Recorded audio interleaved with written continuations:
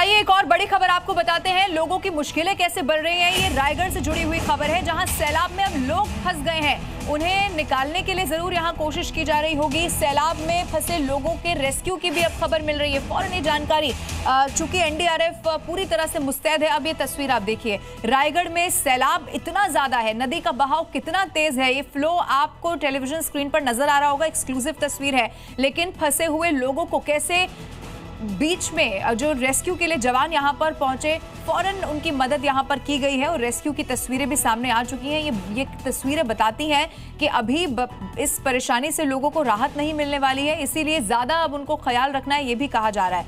लेकिन चूंकि अब प्रशासन की टीमें मुस्तैद हैं, खासतौर पर उन इलाकों पर जहां नदी का जलस्तर बढ़ा हुआ है, इसीलिए फौरन लोगों को मदद मिली और रेस्क्यू की तस्वीरें अब आपके टेलीविजन स्क्रीन पर हम आपको दिखा रहे हैं।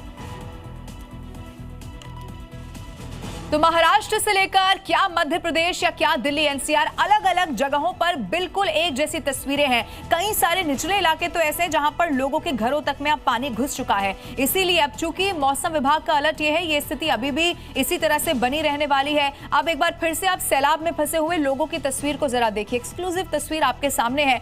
एक तरफ आपको लोगों की ये मुश्किल नजर आ रही होगी, सैलाब इतना ज्यादा है, अगर मदद नहीं मिलती तो एक बड़ा हादसा भी यहाँ पर हो सकता था। लेकिन रेस्क्यू के लिए टीम फौरन पहुंची, एक एक करके लोगों को कैसे निकाला जा रहा है। फिर दूसरी तरफ यानी कि जो दूसरा छोर है जहां सुरक्षित उन्हें बैठाया जा रहा है, ये सब कुछ इस तस्वीर में देखा जा सकता है।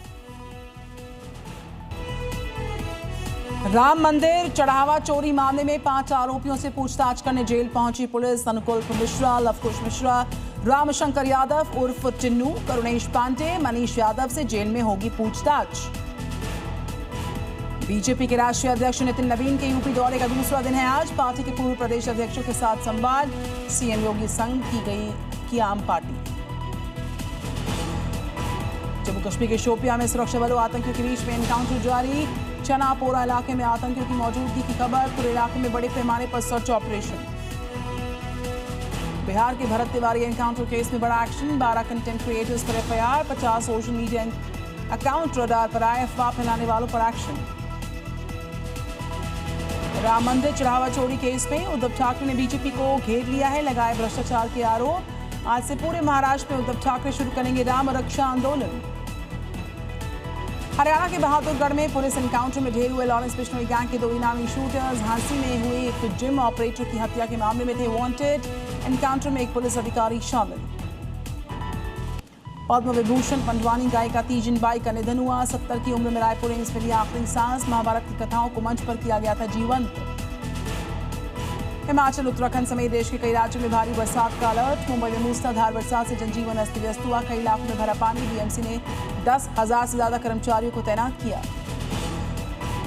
मानसून की बरसात से जलमग्न हुआ साइबर सिटी गुरुग्राम, सड़कें लबालब। सेक्टर 10 में भरा पानी, कई इलाकों में भारी जाम।